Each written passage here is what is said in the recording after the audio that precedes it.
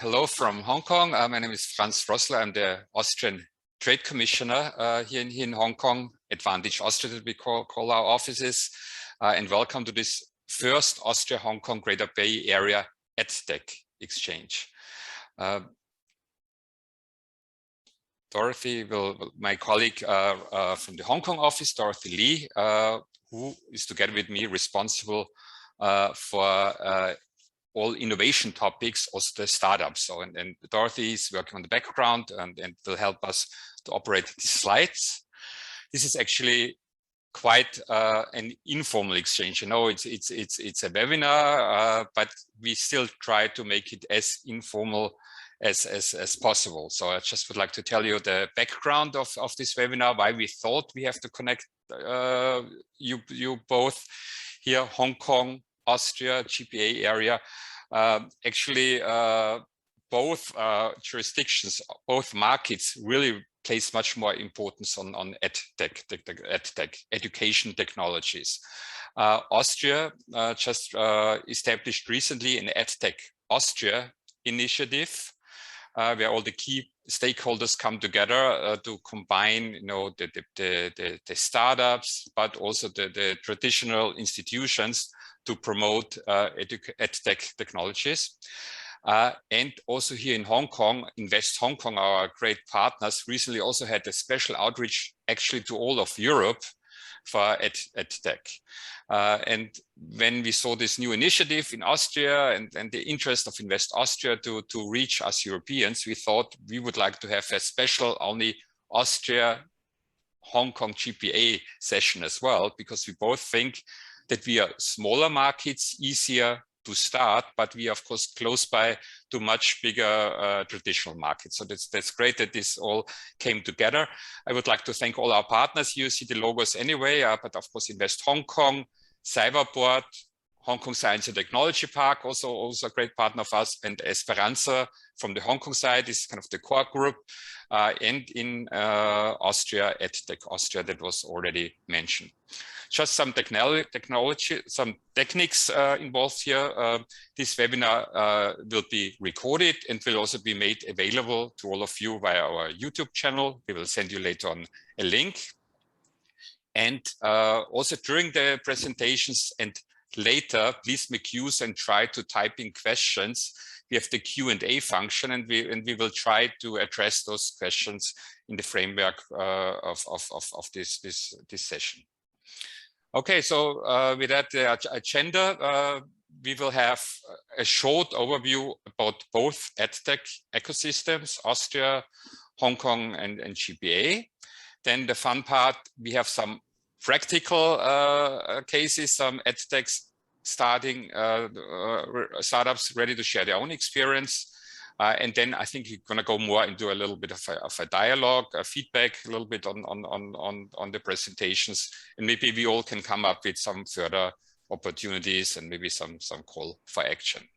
Okay, but with that, first let's hand over to Dr. Winghin Chung, the head of InvestHK Kong office in Berlin, a great partner and friend of all of us, of the Austrian business community, and also, of course, very well known here in Hong Kong.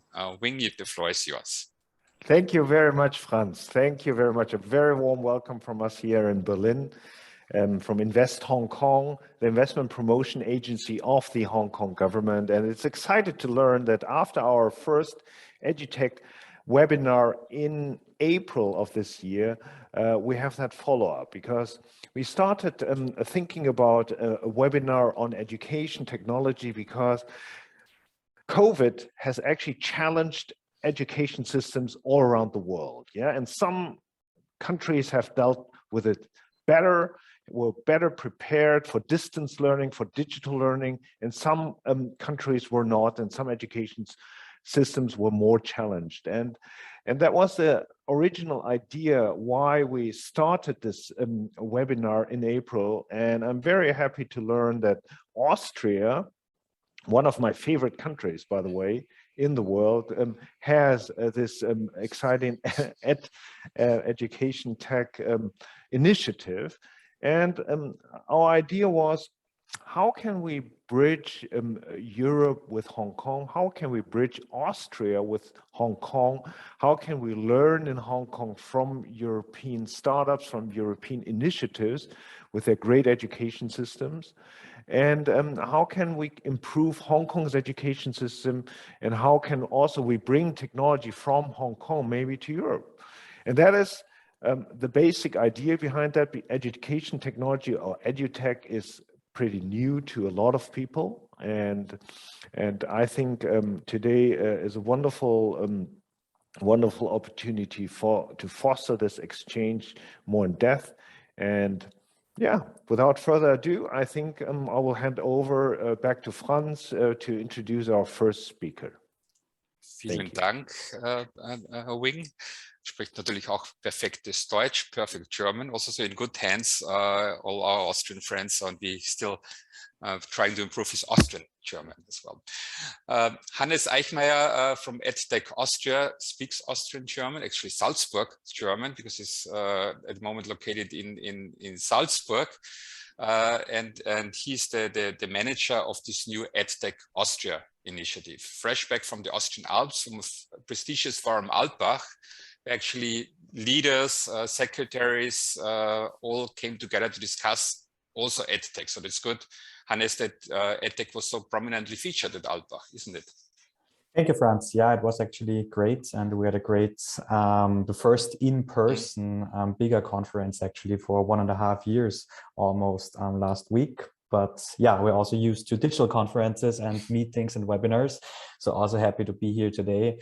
And because Wing, you already mentioned Austria and how much you like Austria. So I thought I also have to start with my personal Hong Kong connection. So I actually spent my exchange semester during my bachelor's degree in Hong Kong at the Hong Kong University of Science and Technology.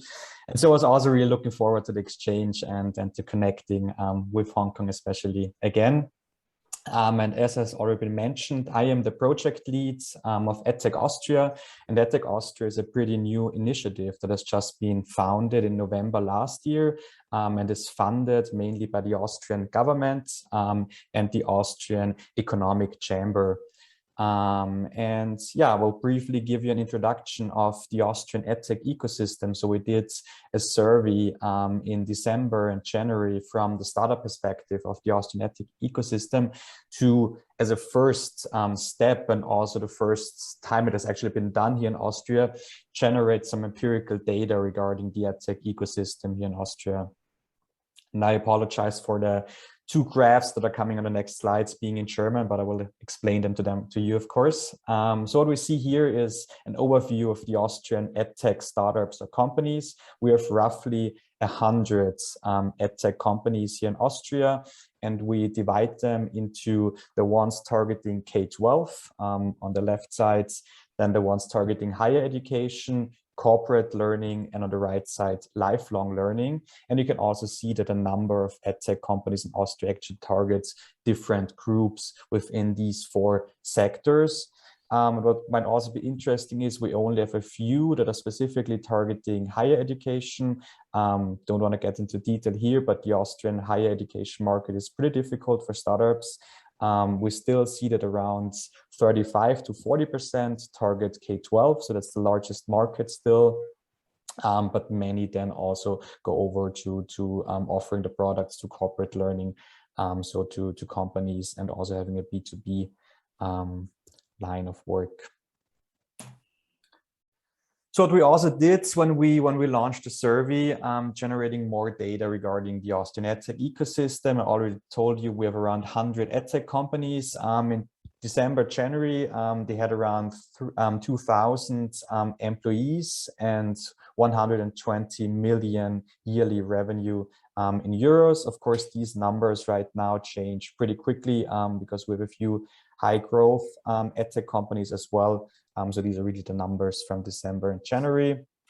What we also see, and it's kind of interesting, that from these 100 EdTech companies we have in Austria right now, more than 50% have been founded in 2017 or later, so in the past 4 years. So we see a really huge growth in EdTech companies in Austria. That's why also you can see on the second graph on the left side, that most of these companies are still pretty early stage or early growth stage, and we only have around 17% of more established EdTech companies here in Austria.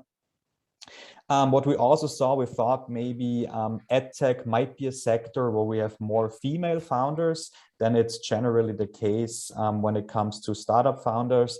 But also here we have roughly 80-20% male female founders, so pretty similar to all other startup sectors. COVID as a huge growth potential and growth mechanism for EdTech has already been mentioned. We see the same here in Austria when we asked our EdTech startups what are their growth expectations for the next year. The early stage and early growth stage startups are actually estimating a 175% growth in revenues within this year. We also see that Austria is, of course, a pretty small market. So many EdTechs pretty fast expand to Germany, for example, because the same language, of course, but also trying to expand to other markets as well. And so 100% of the established EdTech companies in Austria are already exporting the products, and also of the very early stage startups, 79% export their products. And the last graph on the lower right shows what I've already mentioned on the slide before. So we see the highest numbers of startups are still tackling K-12, and the rest, the other three sectors, are divided pretty similarly between startups. So EdTech Austria, founded mainly by the government and the economic chamber, has, same as startups do, a big vision. So I really want to position Austria as a global innovation leader for development and use of EdTech applications within K-12, corporate and lifelong learning. So that's why we are also really working with the startups, and on the other side also with schools, higher education institutions, and also corporates, to bring them all together and position Austria in this new and innovative fields.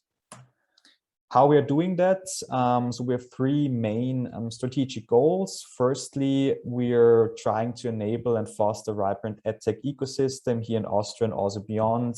We do this through startup weekends, for example, monthly meetings, exchange meetings like the one today, on an Austrian level, but also on an European and international level, of course.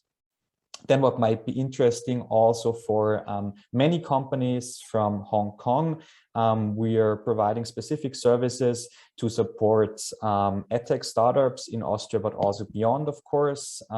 We are launching 2 new initiatives, one in the fall of this year and another one in February next year, which might be specifically interesting. The first one we're launching at the start of October is what we call an innovation to company challenge. So right now we're developing with 3 large Austrian corporates an internal EdTech challenge they have, and where they're looking for a solution from EdTech providers.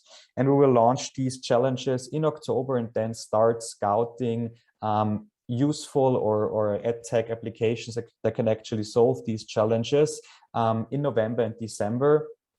And of course, it's open for applications worldwide. So if one of these challenges we're launching in early October is a fit for your EdTech product, you can also apply out of Hong Kong. And then if chosen by the participating company, we will initiate a first pilot project with the EdTech company and the big Austrian corporates. And what we are starting in February next year is a first EdTech test bed here in Austria. So we are right now looking for up to 10 EdTech companies that are having solutions, innovative solutions for specifically the school sector, K-12. And then we will cover your license fees for half a year. And your product will be used by different schools, different teachers here in Austria. And you will also get evaluations from a university and from the teachers and from the students that are using your products for half a year. That's the time frame of the program. And lastly, we're also trying to generate recommendations on a more systemic policy level to bring forward the ecosystem here in Austria.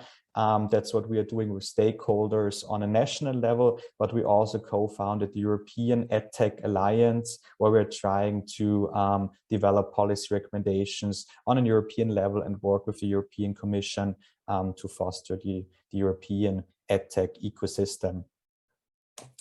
That was just a really brief overview. I'm happy to connect with all of you who are interested what we are doing here in Austria, who are interested in entering the Austrian or the German-speaking market in general. So always feel free to reach out to me, and I'm happy to connect. Thank you, Hannes. So that's the first Asian outreach really in this way for EdTech Austria. So it's very good for Hong Kong, of course, always fast to be very much in this pole position also to connect with Hannes and his teams. And Hannes, Austria also is a EdTech unicorn that you really should also mention. All Asians love, everyone loves unicorns. Would you like just to comment on that? Exactly. We have Go Student here in Austria. They just got unicorn status in June of this year. That's why I also briefly mentioned that the numbers are not the correct ones right now. We generated in December and January because especially Go Student is growing so fast that we actually would have to change these numbers of employees in the EdTech sector and the revenue on basically a weekly basis to keep up to date.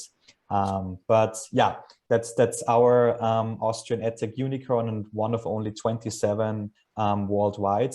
But of course, we have many interesting EdTech startups in Austria and also a few of them here today. Hopefully even more following, but congratulations at one of your members.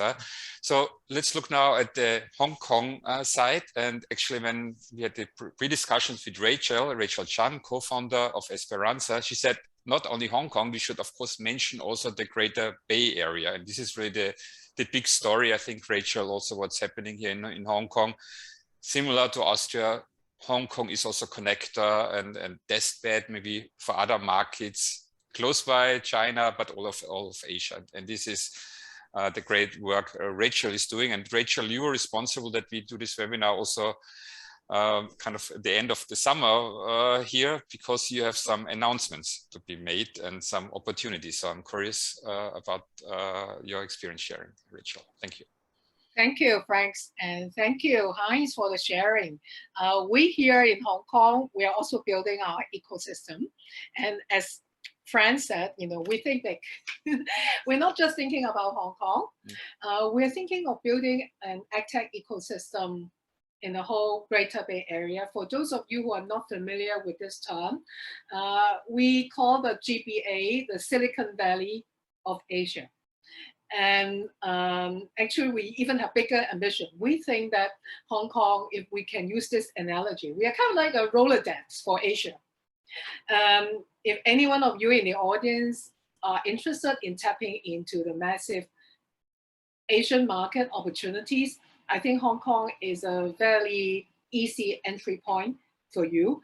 And let me share with you one exciting program that Esperanza is now planning, and we hope to have the participation of all the EdTech startups in this audience.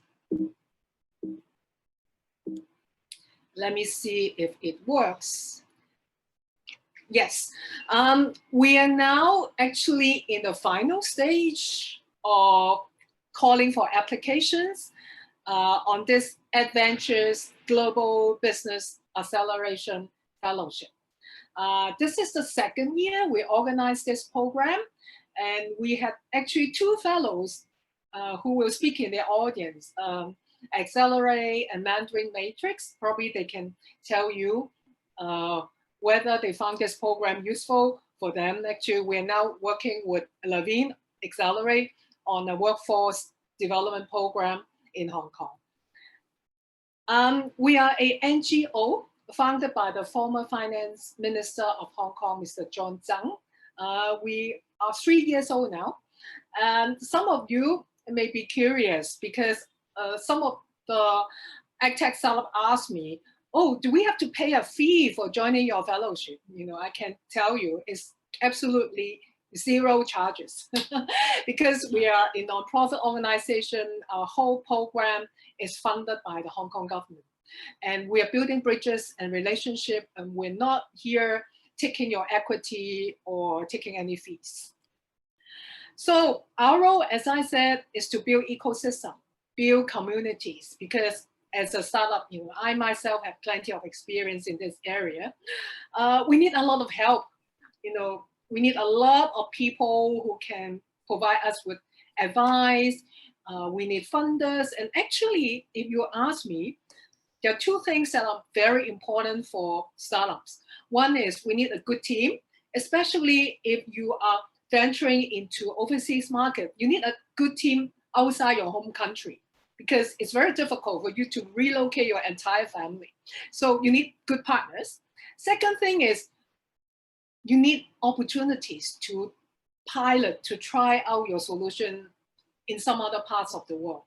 And we must say, Hong Kong is perfect for that. Why? Especially on EdTech, because Hong Kong is tiny. We only have 7 to 8 million people, but we have a very diverse education system. We have the local school, we have the IB system, we have German, we have Korean, we have Singaporean, we have different types of schools in Hong Kong. So if you want to try out your solutions for the Asia market, I have to say Hong Kong offers you a very convenient platform for doing that. So we are here, the fellowship is here to help you to scale up, whether you're looking for financial, human, or social capital.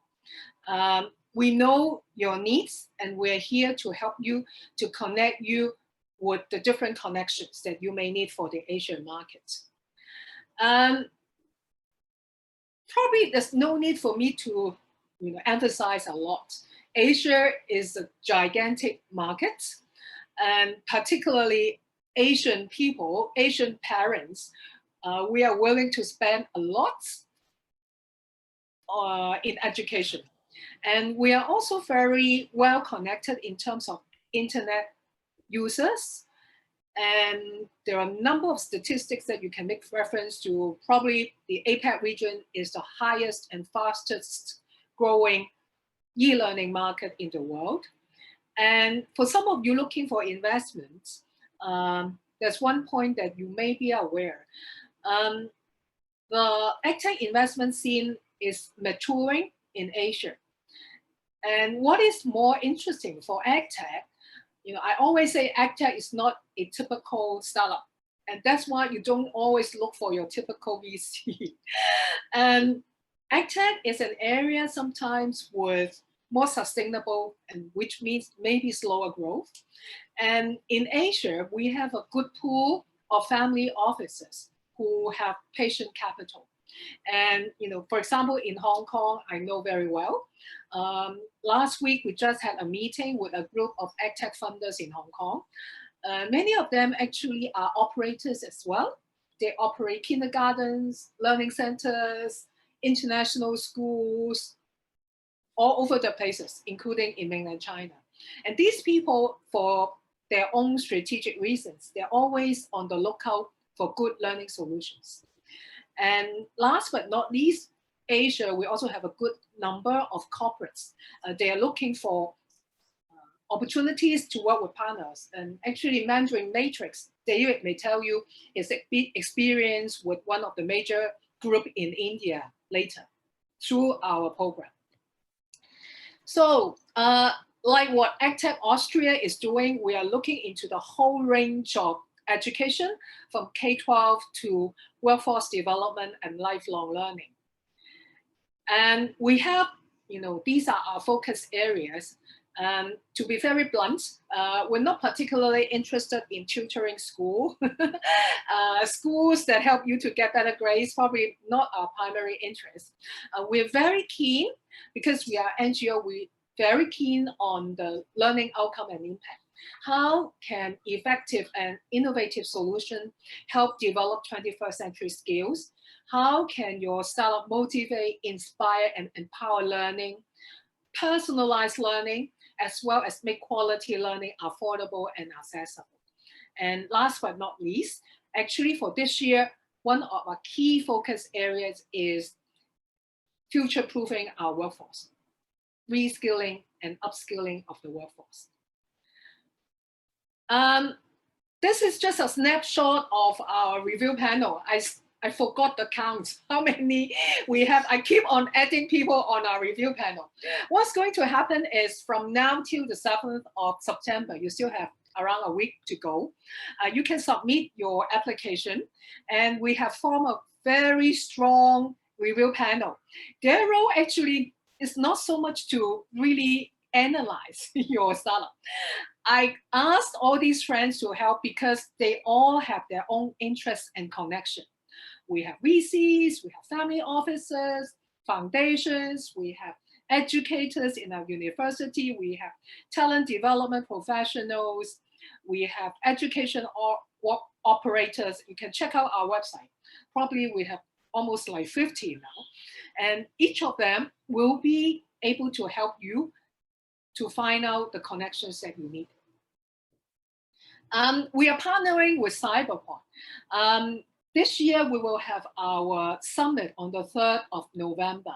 On this day, all the selected fellows will be invited to present at the summit.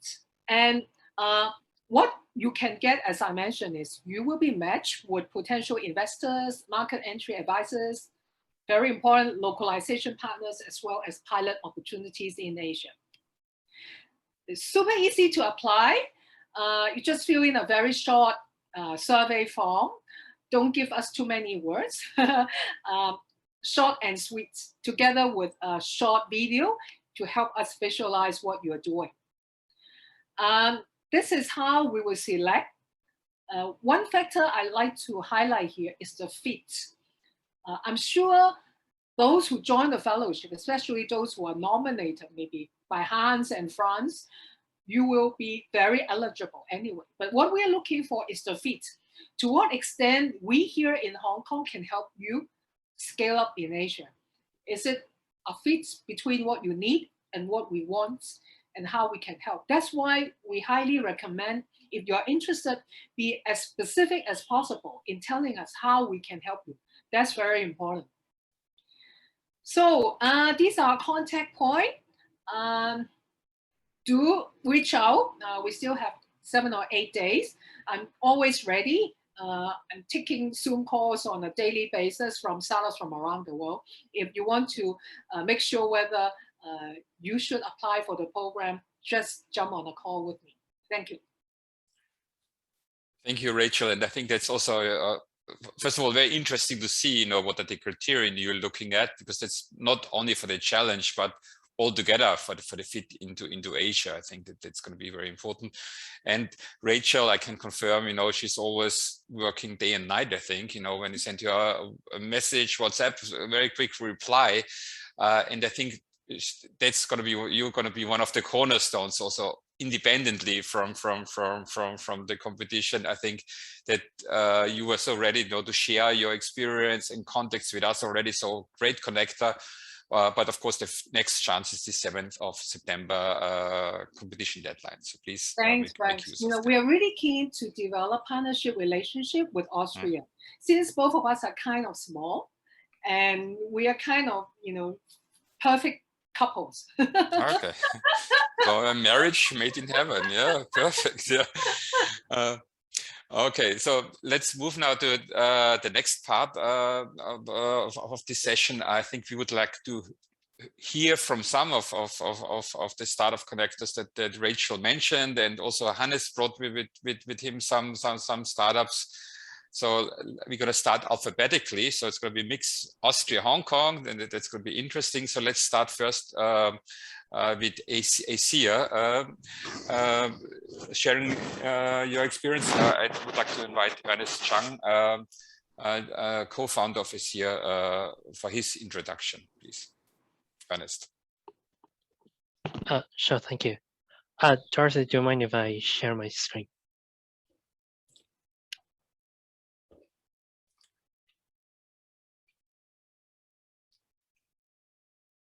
So I think Ernest also wants to bring us a video. Yeah. I think it's while we're waiting for the screen sharing, I would like to take this opportunity to share a little bit about the special education landscape in Hong Kong. So basically, my company is a game company that we design AR, augmented reality, and virtual reality games. But that we target is like to helping children with special education needs. That's including autism, attention disorder, and also dyslexia.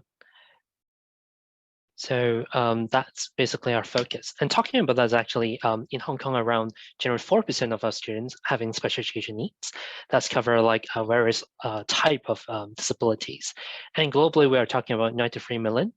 And actually, I think I checked also in Austria that the number is actually even slightly higher. That's like 5 to 6%.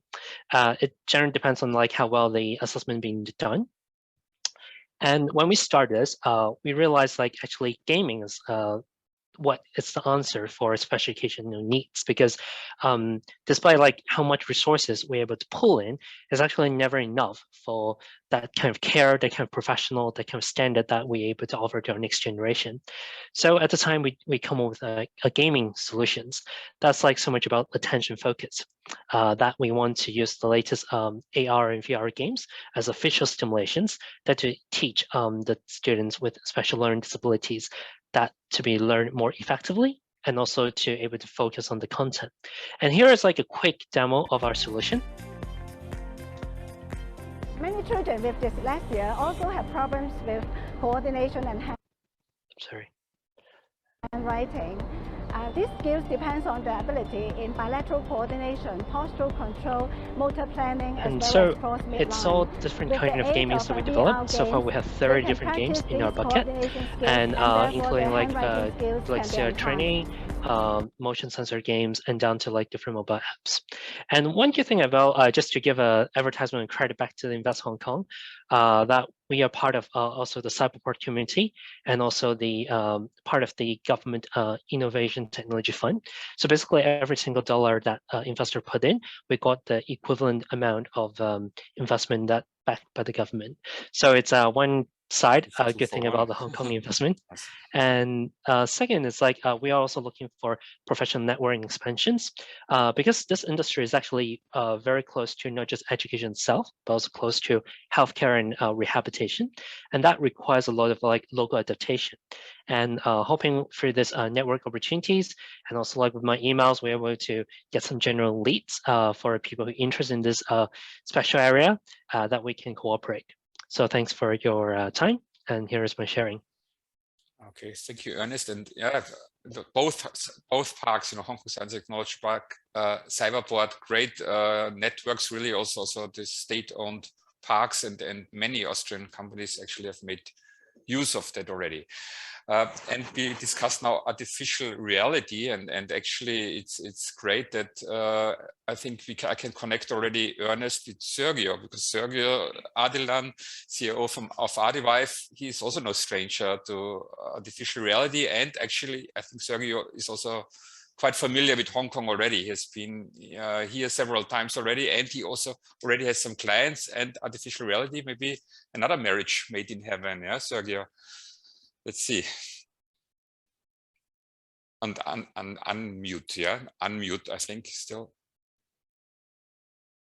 Okay, let's see if Dorothy can help us. So without words, it's a little bit more difficult. And just speaking about that, I downloaded this app before on one of the art exhibition. I think recently we also have Affordable Art Fair. That's the time that maybe we can use Sergiu's app on AR telling the stories of the art piece. Okay. Exactly. Thank you very much. It's working now. You can hear me, right? Sergiu, without words, not so good. But with words, perfect. Yeah, Sergiu. The floor is yours. You can hear me now, yes. right? Yes. Okay, perfect. Yeah, it's how I took over the presentation. I didn't find the buttons anymore to unmute me, but I'm very happy to be here, and thank you very much also to see you virtually.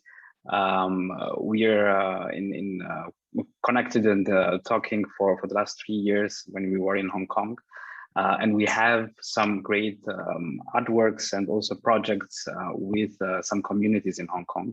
Also with Hong Kong walls, we have some street arts that are brought to life with Artivive. But what's Artivive, and what I'm talking about is augmented reality. And we see augmented reality as the art form of the 21st century. And we have a little bit different approach of augmented reality. We are seeing it as more as a creational tool, also in education, where students and universities can use this tool to tell stories. But let me give you just a little bit of perspective. The difference between augmented and virtual reality is that augmented reality is bringing the internet into our reality. It's an extension of our reality. So we are at the place, we are at a museum, or we are here at school, and we can use the digital extension to tell a story. Virtual reality is bringing us in another world, which is very empathic, and it's an empathy machine, but it's an experience that we do alone, more or less. So we'll go a little bit more into augmented reality, and I will show you how we are working with it and how it can be used in education and as a tool to build new kinds of storytelling. I will bring you today to the museum, to Vienna, to Belvedere. This picture shows one of the amazing rooms, and as you can see, it's hard to tell if this picture was taken today or a year ago or 10 years ago, because museums did not change over the last 50 years. And this is also how it should be, because it's preserving and showing the art so that we can relate to the art history and connect with the artworks. The only problem is that it's very hard to transmit the information and to somehow educate the visitors for today, because we are very much used to using the smartphone and everything. The food is coming with the smartphone, the car, the Uber is picking us up with a smartphone. So our lives are very much that.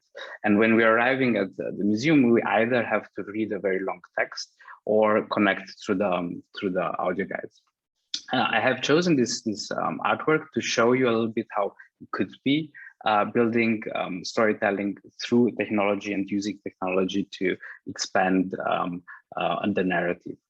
This painting from Egon Schiele is depicting his wife, Edith, and we learned during the project with Belvedere that the artwork looked like this. And the story behind it is Edith looked like this because she was dressed in this way. But when Schiele presented this artwork to the director of the museum that time, he said, she's dressed too poorly. Unfortunately, we will not be able to take this painting into our collection because it's not fitting. She has to be dressed more high class. So because Schiele needed the money at the time, he went back home in his studio and overpainted it in a way how the museum's director liked it. So what we have now and what the museum is celebrating, what we're seeing on the wall, is not necessarily the first version and how the reality was, but more the projection of the museum's director, which is also a great story to understand the time, the house that we are in, as well as the artist's life. But now imagine that you get this story, like mentioned, through an audio guide. So you have to put a lot of cognitive power to imagine how it would look like. It's a lot of storytelling behind it, so you can get the perspective.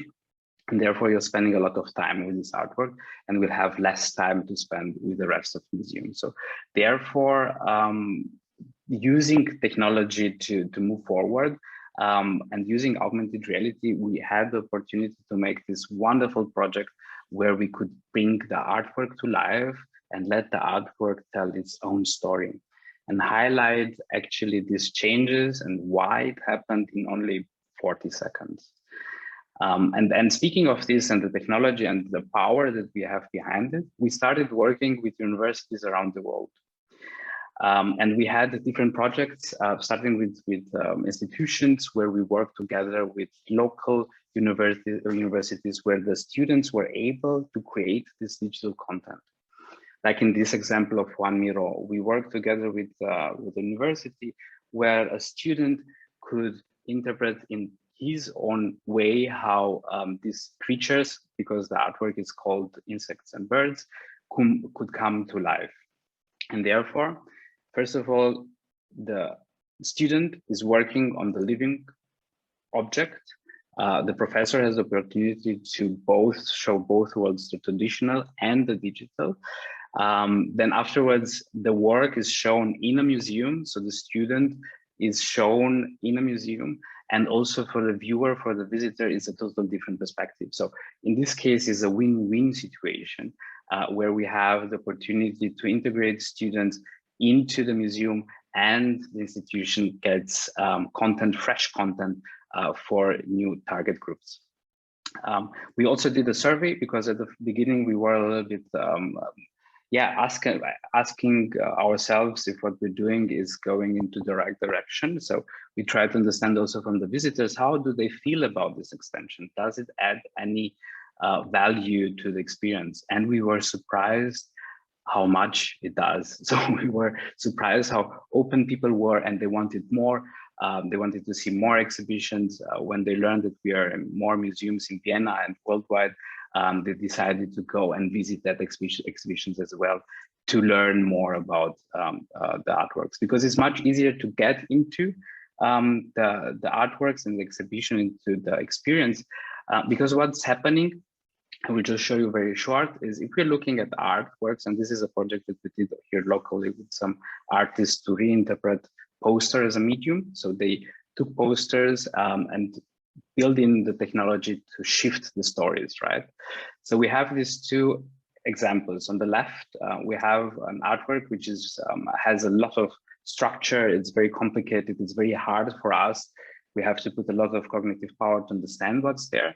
But it's relieved the moment that the animation is coming, because then our brain, how it works is we're looking where something is moving to see if it's a danger or not for us. So then we can highlight these elements, and in milliseconds, it's much easier to see the whole composition and understand the artwork. On the right sides, we can shift it totally. We see something that is very hard to understand what it is from the structure or texture here. And the moment that the animation comes, we recognize something that is shifting our perspective. And each time we're seeing the same poster, we'll see the hand. And I think this is an amazing way how we can learn to build narratives, tell stories, and integrate also the students in this process to see how they can relate and then work on the living object. Going a little bit further, I want to highlight the project that we did with MIT in Cambridge, Boston, where students decided to take a hallway. Actually, it's a tunnel that's connecting the different buildings, and they did their own artworks, their own murals, putting the stories behind it. And it's a project that is ongoing. Every year there are new murals coming in, and it was an initiative from the students. And through this initiative, where they found Artivive, we are part of the curriculum in the university. Speaking of which, to just give you a little bit of perspective of Artivive, we are around 110,000 artists, worldwide, also many in Asia and a lot also in Hong Kong. Like mentioned, there are many projects happening in Hong Kong, and we're looking forward to more and new projects. We have around 2 million app users. We're working actively with 45 universities that took Artivive in the curriculum, and we are learning with each project, each university, new ways how it can be used. And we are actively in 20 museums. Please feel free to go to YouTube and check out our channel to see some of the projects. We are always highlighting and posting some use cases, so you get a little bit of perspective what we're doing. And we are very proud to tell you that we were in the top 10 startups selected by Alibaba Jumpstarter last year. So that will be the whole story from my side. If there are any questions, I'm in the chat, more than happy to answer them. Thank you, Sergiu. Cool stuff. I want to go to the museums. It's such an interactive way to look at all those paintings, and I can see why this is a fit for Hong Kong. You know, I think that it's Hong Kong likes anything IT, cool stuff, so that it's good. David, now the next one is David Tait, founder and executive chairman of Mandarin Metrics. And David, also, I think I'm going to listen very carefully to what I can do with my Putonghua. It's still Wuhao, yeah, but maybe if I listen carefully, I get a chance to improve my Mandarin, yeah, David? Well, we shall see. Let me just see if I can get control of this screen.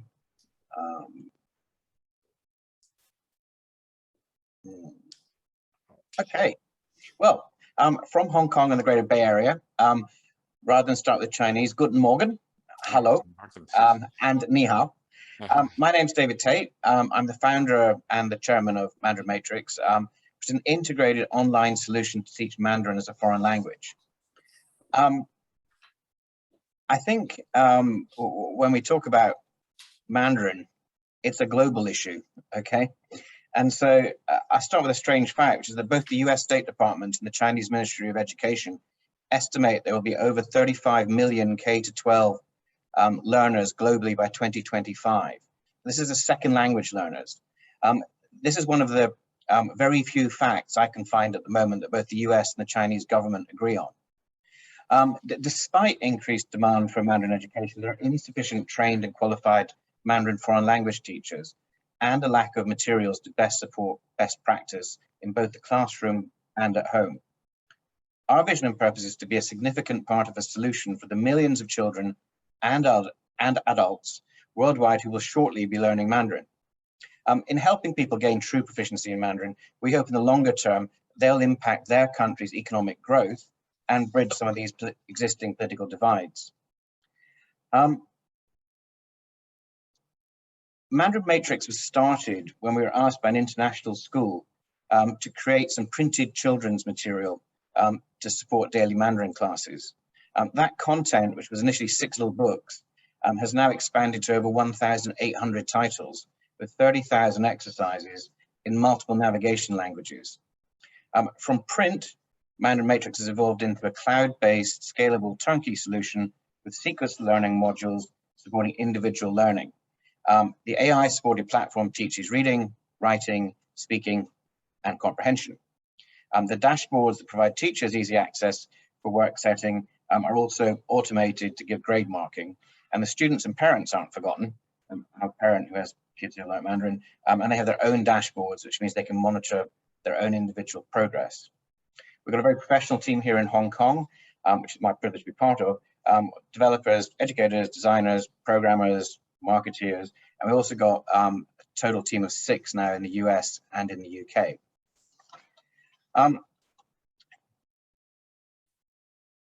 To build Mandarin Matrix, we collaborated with schools, educators, and academics from top universities in China, US, and the UK. And we understand, therefore, the sort of solutions that countries, states, and educational bodies are looking for that allow their students to achieve optimal academic outcomes in Mandarin Chinese. Uniquely, we believe that we're the only online solution designed to accommodate multiple international curricula. So it's the same platform, but it supports AP in the US, IB, IGCSE, HSK, dual language immersion, just to name a few of them. And we make sure that every single module is aligned to the US ACTFL standards and also the European proficiency standards. New AI that we've got coming on stream allows us to innovate new learning solutions, which means we can present this to even greater numbers.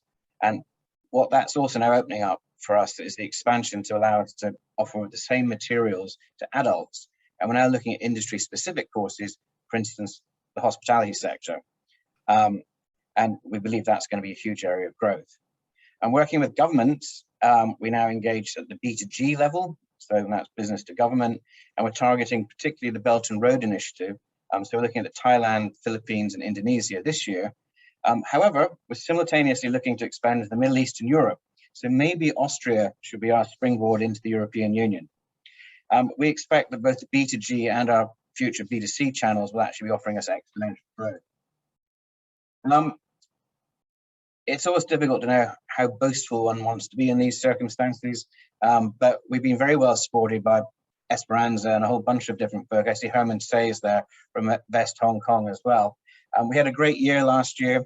We currently have about 250,000 monthly logins, and we have very high retention rates from our clients.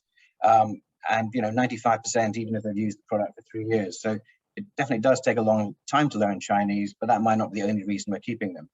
278% increase in student users and 195% year on year. Historically, we've been B2B, so that's schools, school districts, individual schools, and we're used in 25 countries and 29 states. Home market's Hong Kong, 85% of the international schools use us here, and we believe very strongly in equity in education. So the price of using our platform is $1 US per week per user. We're now beginning to move, however, more and more into the B2C space, and again, partly through an introduction from Esperanza.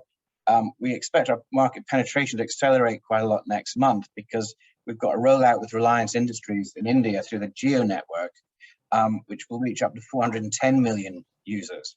Now, how many people in India actually want to learn Mandarin? We can discuss that later. We've recently adopted some quite cool AI enhancements using natural language processing technology, and that's going to ultimately let us bring anthropomorphic avatars into any device anywhere. And that allows us basically to enhance individual language proficiency by gauging the amount the kid already knows or the adult, and then using data analysis to deliver better personalized learning experiences for them.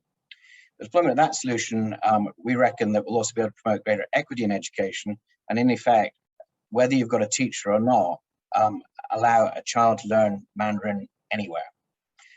We believe by developing this sort of EdTech solution, particularly from the GBA, we're going to come up with cost-effective solutions which improve on what's currently available. A little bit on the business side, for our expansion plans, we're actually doing a $10 million US raise at the moment. We are focusing on VCs and friendly family offices. And actually I wrote focus VCs and just family offices, but a bit of both.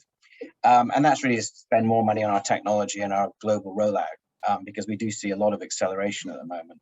However, in addition to funding, we're also looking for global strategic partners who can bring distribution expertise and help lend support to the scaling that we now have ahead of us. Thank you very much. Thank you, David. Especially opened my ears when I heard that you're looking for a home in Europe. So I think, Hannes, we have to work later on to give David a European home as well, because you also need, you know, language training for sure. Mandarin, that's even our Secretary of Commerce says, you know, we need much more Mandarin speakers in Austria, but all over Europe as well. So there should be some opportunities. Yeah, Hannes, that's what we'll follow up. Now I have to apologize. Susanne Klepsch from MeetFox last moment couldn't join us. She fell ill, but she's also not just a short introduction. She's also not a stranger to Hong Kong. She recently participated at the Hong Kong FinTech Week at the virtual edition. Her theme is meetings made easy. And she has a platform, a solution that combines anything you need for a meeting. So online scheduling, seamless video calls, and also payment systems all in one product that's applicable to different applications, different solutions, also for school education field. And we're gonna include some short information in our follow-up emails about her and her solution as well, but apologies that she couldn't make it. We stick to now in the Greater Bay Area. Actually, Anna has got two hats. Anna Iarotska, she's the CEO of Robo Wunderkind, that already has some experience with working also in Shenzhen, and of course calling us from beautiful Austria. Anna, would be nice to be a Wunderkind again. I also like the company name a lot. You know, Wonder Child. We need lots of Wonder Childs everywhere, yeah, or in a playful way. Anna, the floor is yours. Yeah, thank you, Wolfgang. So hello, everyone. My name is Anna. I'm a co-founder and CEO of Robo Wunderkind. And Robo Wunderkind is an educational robotics company. So our product is a robotics platform for teaching coding based on STEAM approach. STEAM stands for Science, Technology, Engineering, Arts, and Math. It's an approach of combining different subjects and making them very engaging for children. So we focus on kindergarten, primary, and early middle school. And our product, the product has been developed by our team, and we spent quite some time in Shenzhen, China. Myself, 7 months, working very closely with our factories. And developing the modular robotic product. So what we do, we take electronic components and put them inside very colorful building blocks. And by snapping those blocks together, kids can build different types of robots. Then we developed intuitive apps which make programming accessible to very young children. So we use a very intuitive visual programming interface, which makes programming possible, or even when children are not fluent in reading yet. And then the third layer of the product is in-app tutorials to guide the learning process, and also curriculum-aligned lessons. So we focus on selling to schools. So our educational institutions are our main customers, and we have already more than 150 hours of educational content to support learning in educational institutions. So actually, why Robo Wunderkind?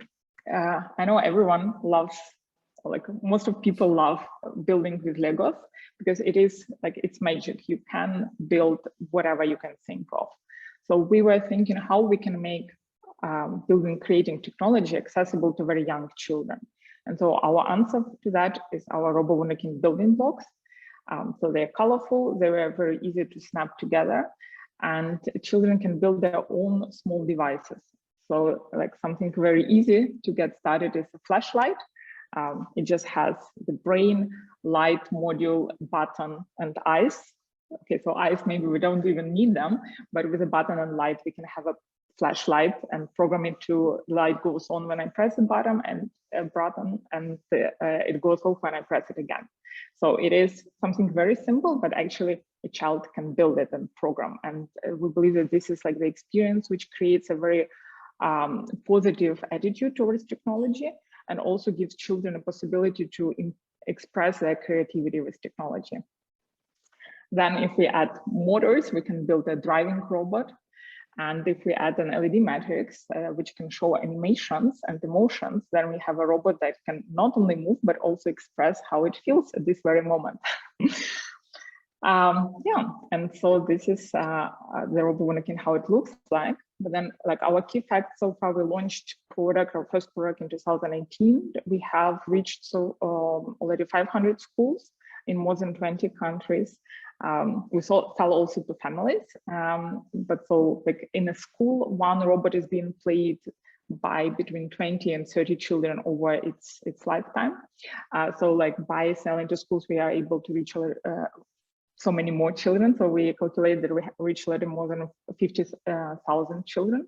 So far, we launched 2 product generations and sold 15,000 robots, which means robots came to life in Shenzhen and were shipped all over the world. So from our Kickstarter campaign, we had private users in more than 60 countries, and those 500 schools we're at right now are in more than 20 countries.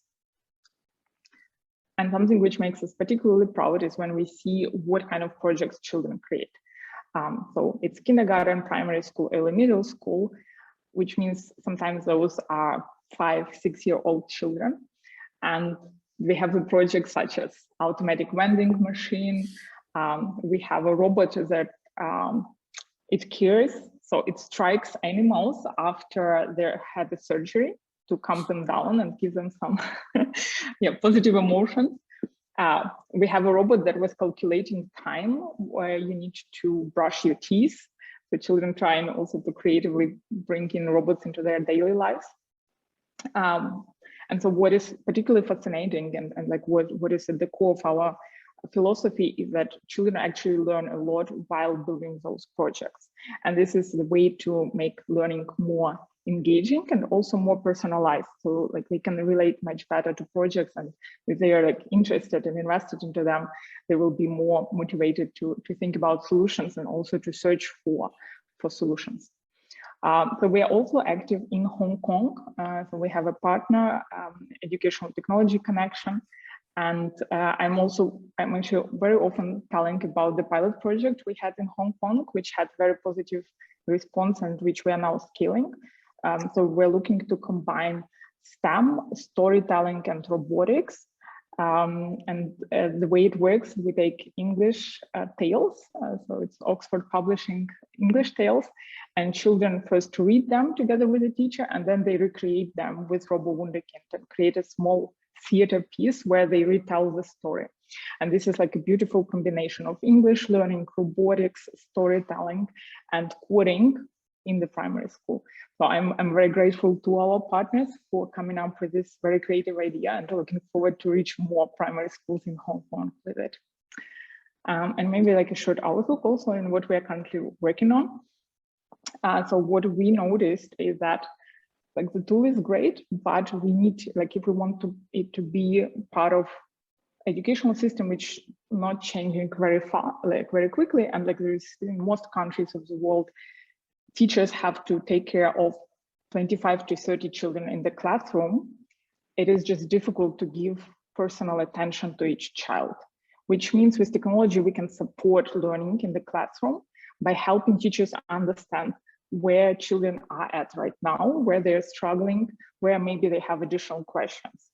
And so we're working now on extending our learning platform by providing more content in the app, which will be communicated directly to children, and also gathering more analytics about children's progress and summarizing and communicating into the teacher. So that's what we're currently working on. And I'm looking forward also to bring this part of the product to Hong Kong soon.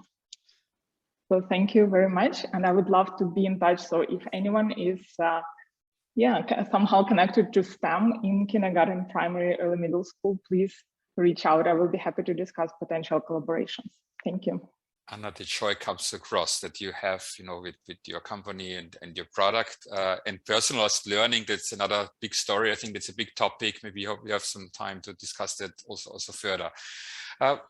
Our last experience sharing is from Lavine Helmani, CEO of Xccelerate here in Hong Kong. And Lavine is telling us a little bit about his story, and I think you also close with Rachel, and you can showcase that it makes sense this great challenge to participate in. Lavine, please. Yeah. Hi everyone, my name is Lavine Helmani, and I'm the founder and CEO of Xccelerate. Before I go into what Xccelerate is, I just want to say thank you to everyone on the call, and thank you to Rachel. And Herman and everyone has given us a lot of support and a lot of love over the years. I can vouch for Rachel and Esperanza. I went through the program and was able to meet a lot of very fascinating people that push the Xccelerate impact and the Xccelerate story forward. So thank you, Rachel. Just a quick background on myself. So I used to be an investment banker in New York. I didn't really find Wall Street was my thing. So I went to Africa to build schools, and I fell in love with education. And I think one of the key things that really got me thinking is what is holding the human race back? What is stopping us from solving some of the world's greatest challenges, whether it's climate change or cancer, or like new ways of thinking about plastic pollution, or even plant-based meat. All these great things and technologies and opportunities for us as a civilization, as a species, are possible if we can mobilize the right human capital, the right talent to go solve it, right? And even within companies, there's a huge push for ESG and governments to think about how not only can we make better businesses, but a better sort of planet for us all. And I think, the sort of tagline for Xccelerate is to accelerate workforces using education to employment to accelerate humanity.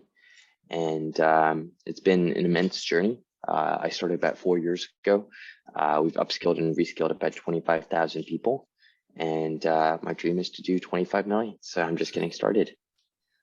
Let me see if I can control this thing. So I want to tell you a little bit about how we see the future of work, and just a little background. So we enable transformations. We accelerate human capital for companies, for governments, for individuals. Typically we operate in 3 main areas when you think about the education to employment sector. When we work with large companies or large governments, they get to hire through our talent pipelines. We have our own job board. We have our own sort of data-driven approach to thinking about the future of work and what sort of labor pipelines are needed in certain geographies. And I think this is really important because we get to go to a government and we say, how do we think about creating from nothing 10,000 new jobs or 20,000 new jobs in a biotech or in a climate tech sector.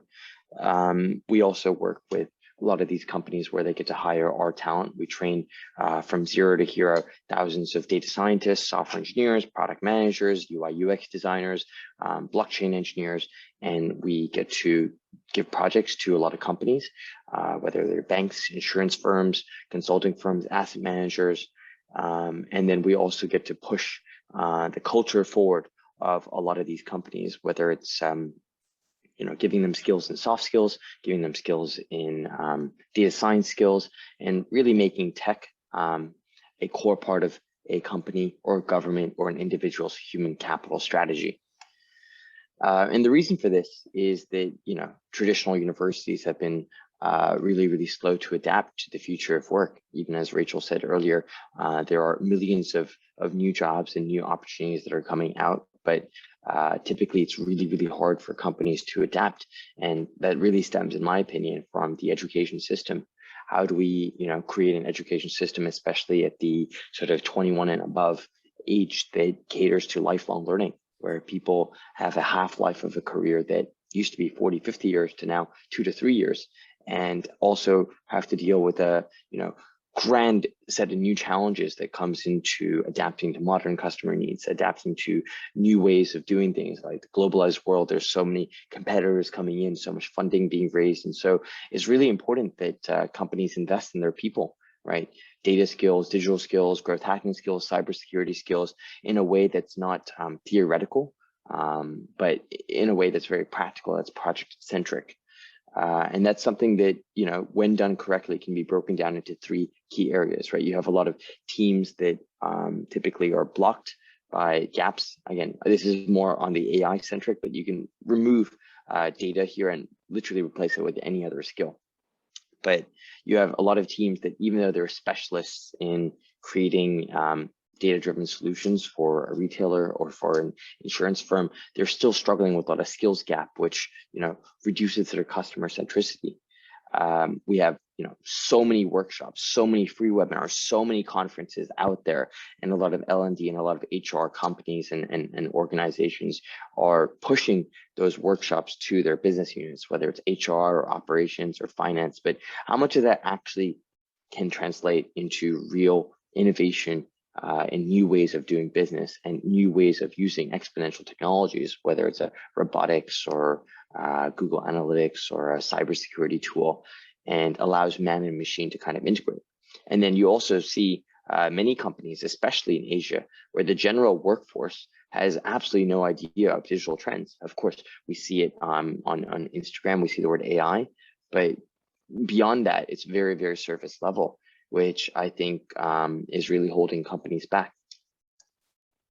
So whenever we work with companies or governments or individuals, these sort of rollouts that we do are really about increasing the value of the business, increasing the value of the skills, and making sure everything is very personalized between what the CEOs want or what the government wants, and then of course where the people's skills are at, and driving sort of projects that are very much focused on blended learning.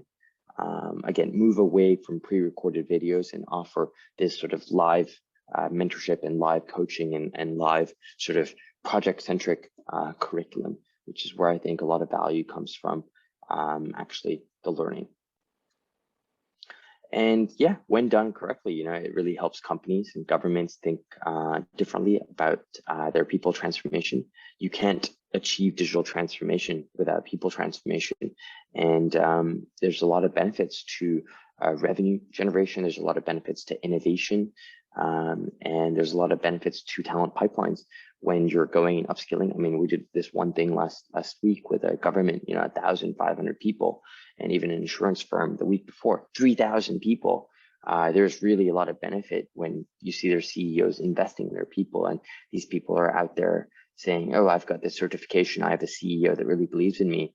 And in the millennial space, when you're competing so much for talent, it's great to go hire really smart talent, but it's also just as important to use L&D projects, new ways of learning and new ways of doing things as an incentive to keep that talent. And so, yeah, I think in general, if we can really accelerate workforces, if we can accelerate companies to think about some of the world's greatest challenges, again, it's not just learning data, right? It's maybe learning machine learning and deep learning.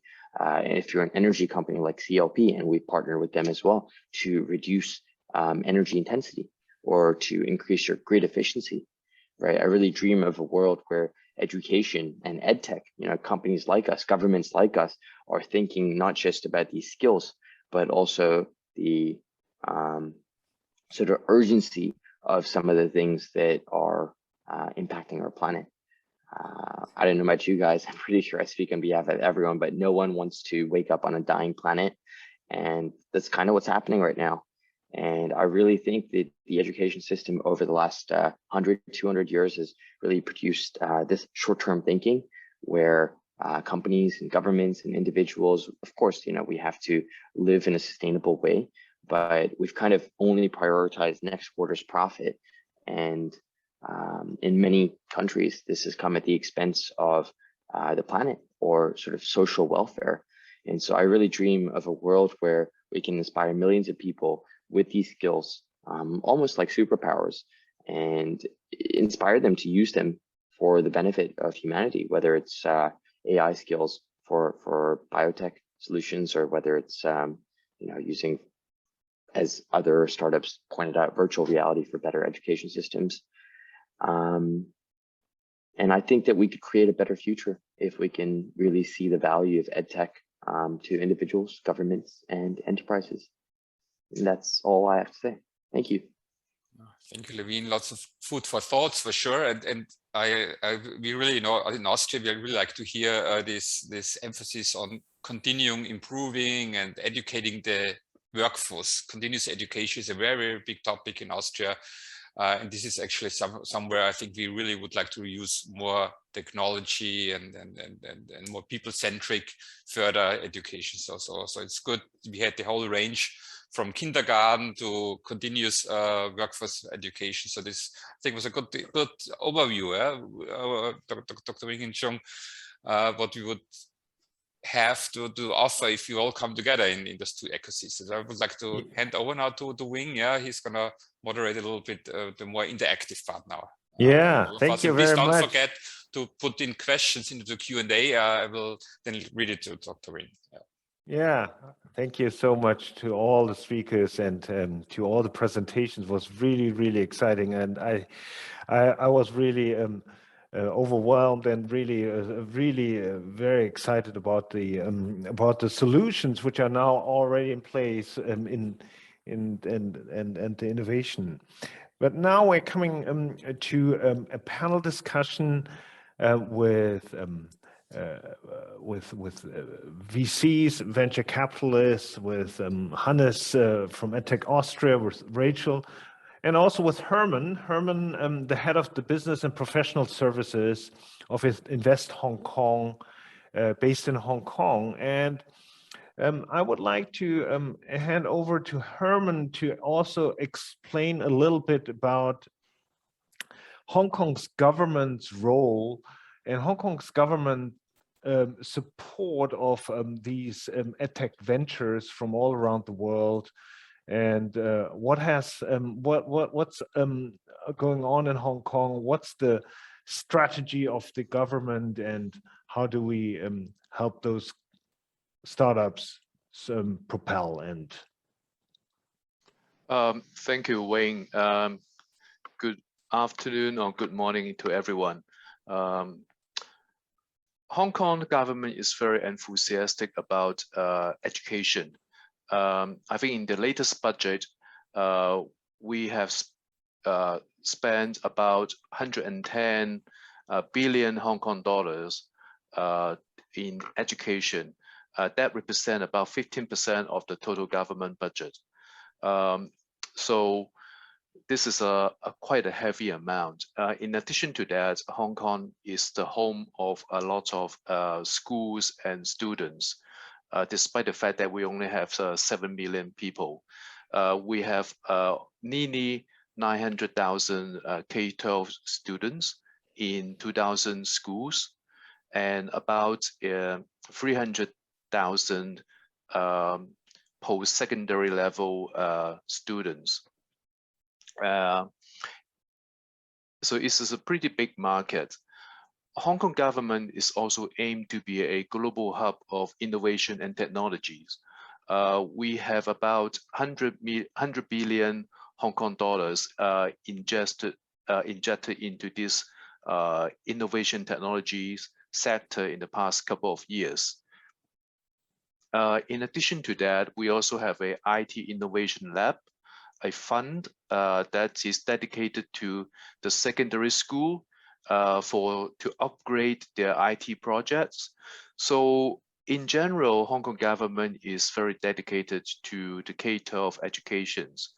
And also for the adult education, we also have a separate fund, which is a continuing education fund. And that is to support adults to upgrade or rescale themselves by taking some additional courses.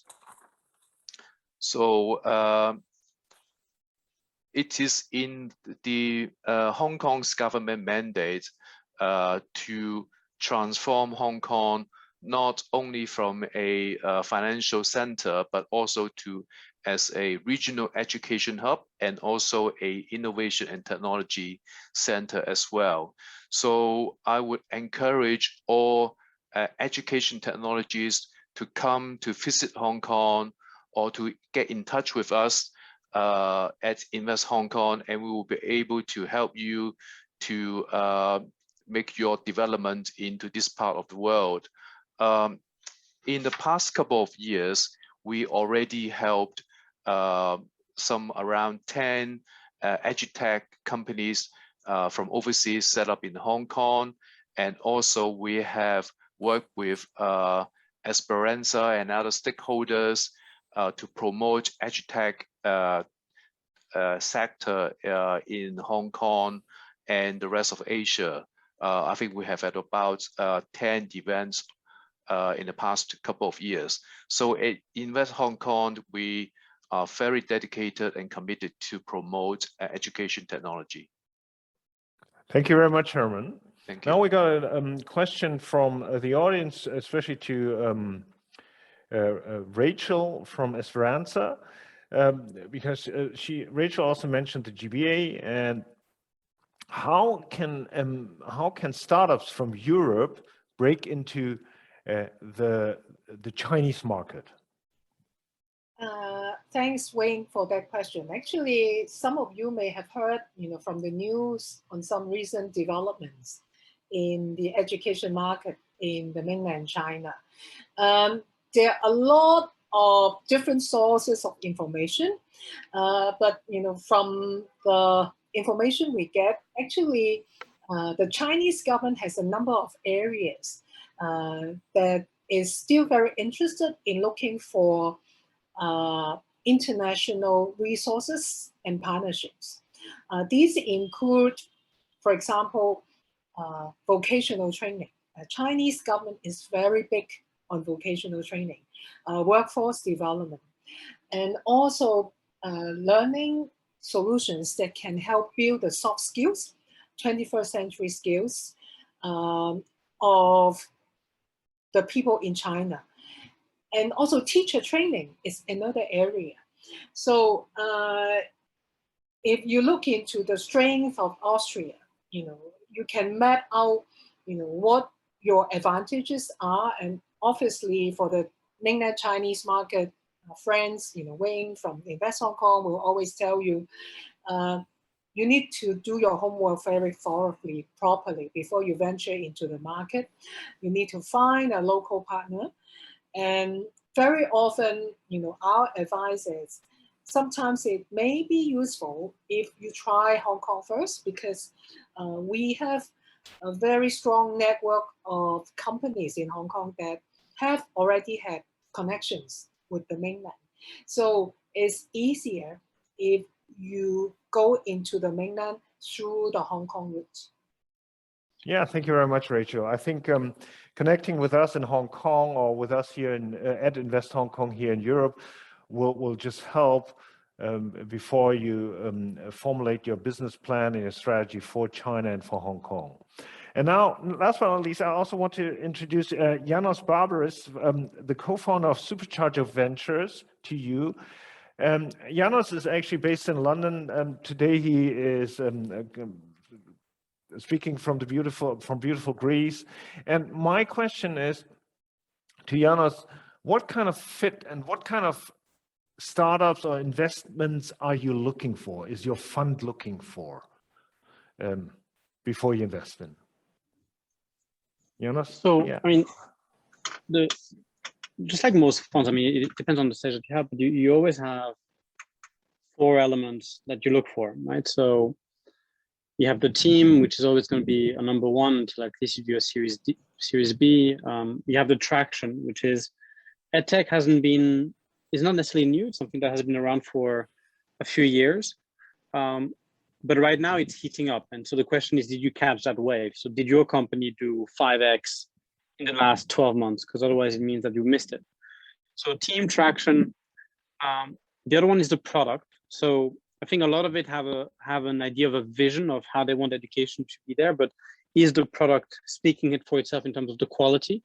And you tend to see this in terms of how do they get the client? Do they get the client by one, outbound, reaching out to them, or do they get it naturally by referrals?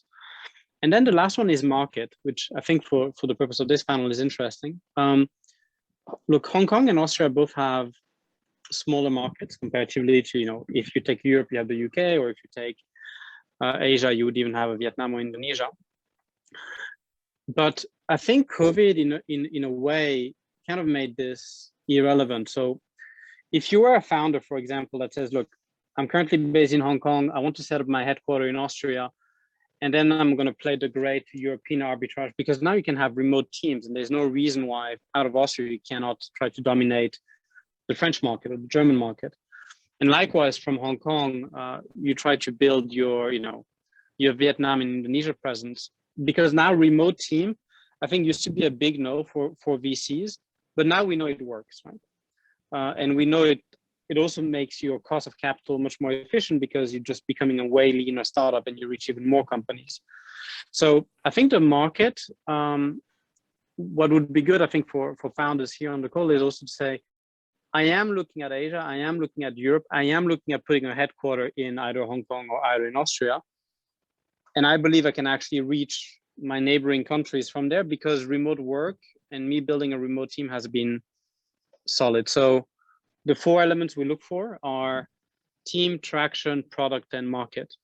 And on the market size, I think there's a big arbitrage to be played right now with the quality of remote teams and remote works. And we've seen a lot of EdTech companies being able to reduce by 50, 60% their overhead costs, just because they've embraced being fully virtual.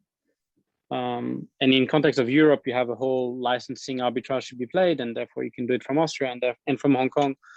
You have this in terms of the markets, and Indonesia and Vietnam tend to be a big one, and make Singapore slightly less relevant, because otherwise you always have that game. Singapore is not a big market, but it's geographically closer. So that's typically what we would look for, those 4 scoring criteria.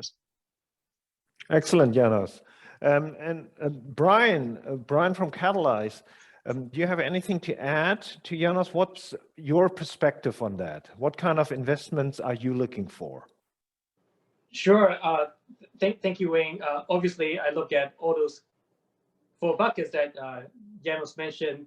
Perhaps I can add 2 more. So one is, I want to see a defined problem solved by your EdTech startup. So defined problems, I want to see it being difficult and necessary, right? So necessary means the problem won't go away in 3 months, right? You're not just riding on some market emotions, right? That will go away when something else cool sort of take over, right? So solving a necessary problem, and also a difficult problem. So if you can solve it now, then naturally you create a barrier of entry for people who tries to play catch up, right? So problem being difficult and necessary to solve.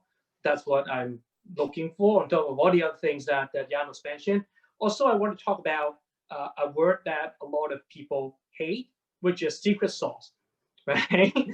Just the thing about like EdTech is, think about, unless we are building rocket science, right? Unless we're building a rocket, right? Not too many tech are really that special, right? I get that, right? But as an EdTech founder, I really wanted us to all think harder about what is our secret sauce. Sometimes it may be your tech. I see some very cool tech in the 5 presentation just now. Sometimes it could be non-tech, right? Your personal network, your business development, market entry capability, right? So you need access to your target audience, right? That could be your secret sauce too. So yeah, so that's my second bucket, right? Difficult and necessary problem, and then your secret sauce. So and this secret sauce somewhat gets to what's your unique differentiations, right? Because if you think about EdTech in Asia, I think it's easy for you to imagine the market is so big, right? 200 billion spending on EdTech globally, and more than 70% of that spending is within Asia, right?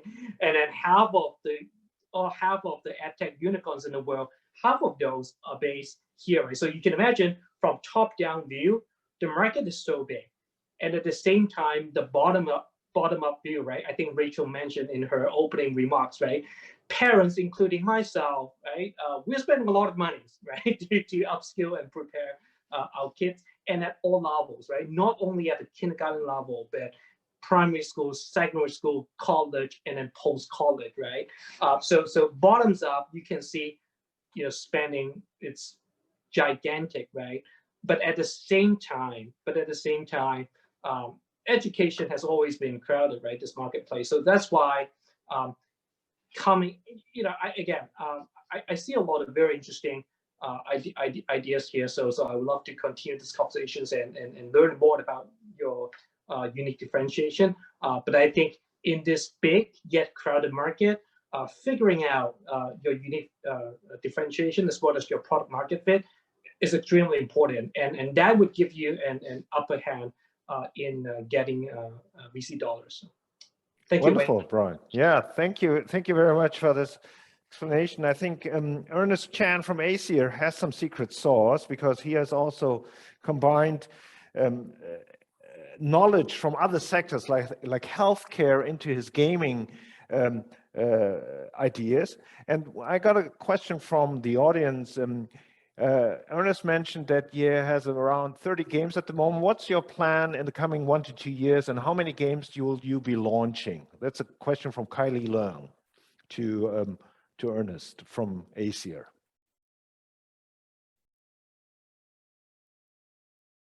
Maybe Ernest is offline now.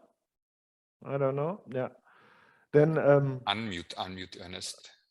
Ernest, maybe unmute yourself. Yeah, sure. Oh, thank you. So, sorry, I didn't get the question. Yeah, what you have around 30 games at the moment. What's your plan in the coming 1 to 2 years? How many games will you be launching?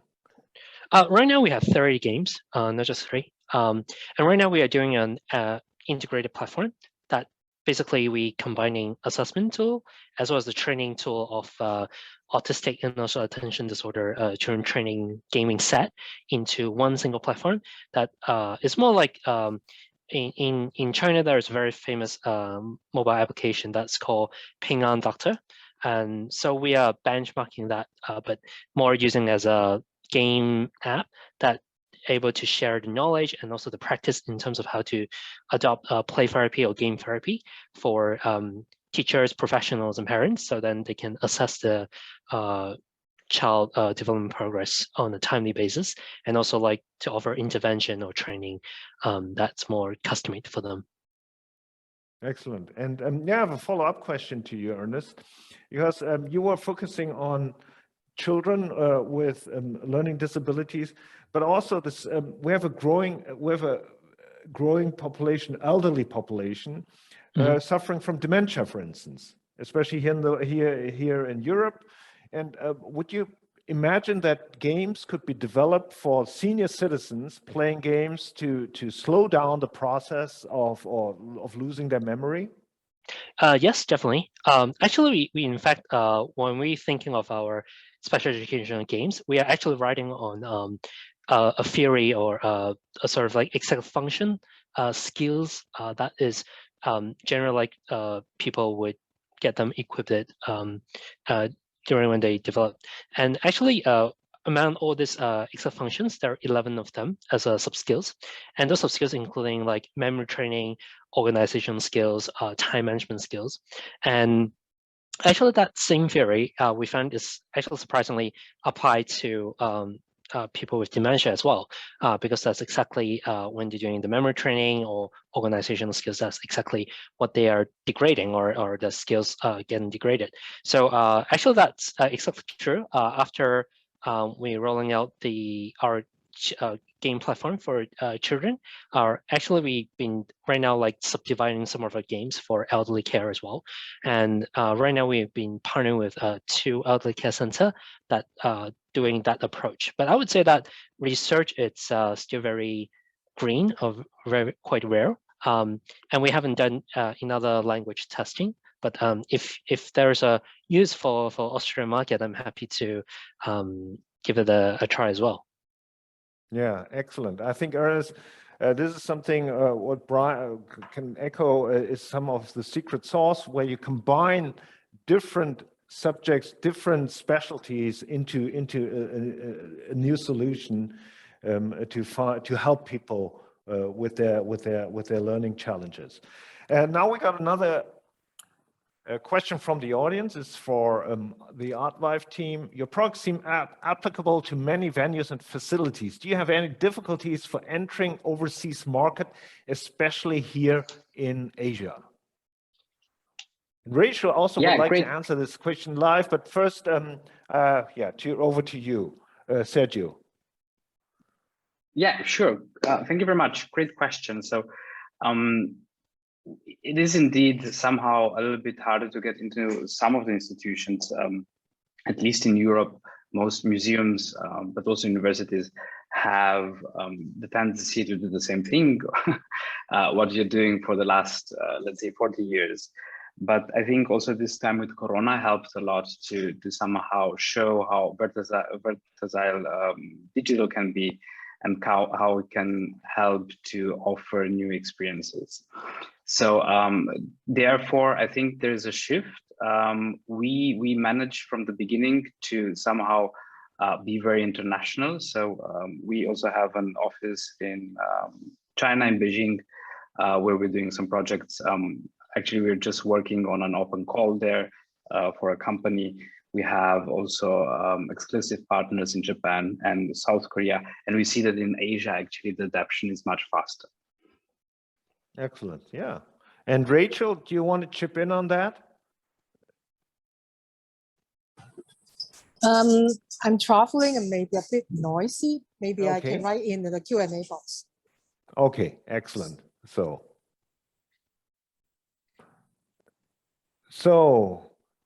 any more questions from the audience, Franz, or do you have a question for Hannes? I think Hannes from EdTech Austria, what do you think of today's session, and what is your impression? How can we connect the Austrian startups with Hong Kong?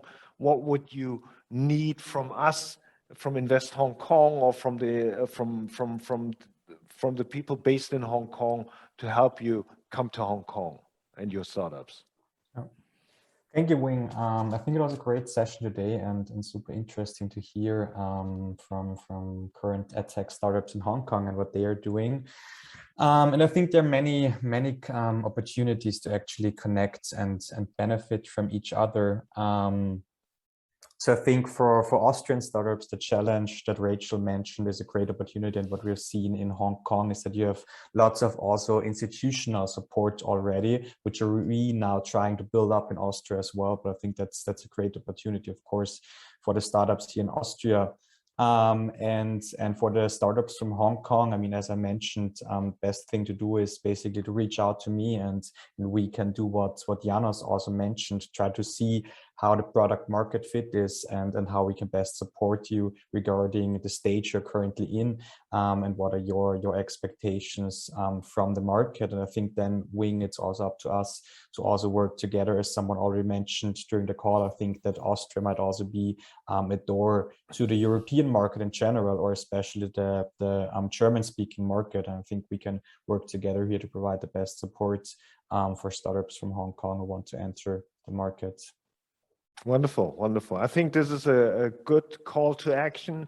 Contact us in Austria or here in Berlin, and contact Franz in Hong Kong. I think Franz Roessler from EdTech Austria is doing a wonderful job in promoting Hong Kong as well as Austria. And we are all here standing ready, and also my dear colleague Herman there from our headquarters at Invest Hong Kong, helping with his great team in the education sector, how to tap into this education sector, how to find support, how to navigate through the many support programs which are available in Hong Kong from the government, but also from the private sector. And then also connect at events to investors, because I know startups need investors. Yeah, we heard from Xccelerate from Lavine that he has tapped into the Innovation and Technology Fund from Hong Kong, where the government matches the private money 1-to-1, I think. And I think these are good 2-for-1 actually. 2-for-1. Yeah. Thank you. It's wonderful. And Lavine, you would be a great spokesperson for and a contact point for startups, I think, from Europe when they arrive in Hong Kong and have questions about that. My pleasure. Yeah. So that's our call for action. Franz, would you like to say? Yeah, for me, it's only really to say thank you. I think this is the core group now really come together. So there's big hope in all of you. So on the panel, that we can tap more innovation and startups from both sides into this channel. And I thank everyone, for ready to sharing their experience, but also for the future networks.